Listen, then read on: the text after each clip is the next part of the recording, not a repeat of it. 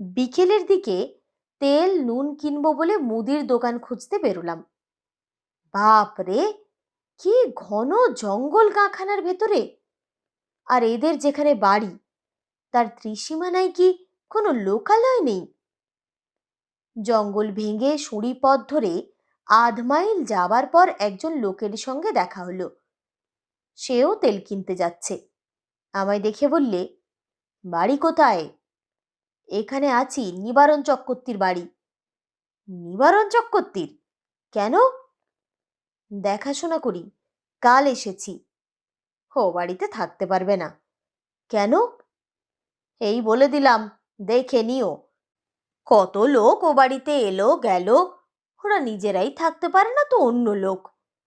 ওর বাড়ির ছেলে বউরা কোশমিন কালেও আসে না। কেন?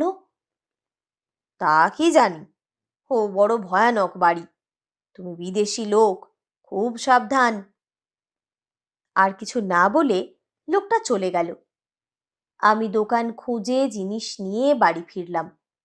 তখন বিকেল গড়িয়ে গিয়ে সন্ধ্যা নামছে।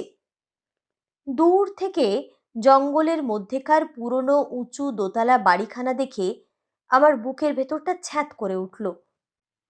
সত্যি, বাড়িখানার চেহারা কিরকম যেন। ও যেন একটা জীবন্ত জীব, আমার মতো ক্ষুদ্র লোককে যেন গিলে ফেলবার জন্য হাত বাড়িয়ে এগিয়ে আসছে। অমন্তর ওর চেহারা কেন? কিচ্ছু না, লোকটাই আমার মন খারাপ করবার জন্য দায়ী। আমি যখন তেল নুন কিনতে যাই তখন আমার মনে দিব্যি ফুর্তি ছিল। হঠাৎ এমন হবার কারণ হচ্ছে ওই লোকটার ভয় দেখানো কথাবার্তা। গায়ে পড়ে অত হিত করবার কি দরকার ছিল বাপু তোমার? চক্রবর্তী বুড়ো তো বলেই দিয়েছে, কত লোক কত কথা বলবে, কারো কথায় কান দিও না। কিচ্ছু না, গাছপালার ফল ফুলুরি গায়ের লোক চুরি করে খায় কি না? বাড়িতে একজন পাহারাদার বসলে লুটপাট করে খাওয়ার ব্যাঘাত হয়, সেই জন্যেই ভয় দেখানো। যেমন ওই বউটি কাল সন্ধেবেলা ঝিঙে চুরি করছিল। অনেক দিন এরকম আরামে থাকিনি। বিনা খাটুনিতে পয়সা রোজগারের এমন সুযোগ জীবনে কখনো ঘটেনি। নিজের জন্য শুধু দুটো রান্না, মিটে গেল কাজ। সকাল সকাল রান্না সেরে নিয়ে নিচের বড় রোয়াকে বসে আপন মনে গান গাইতে লাগলাম।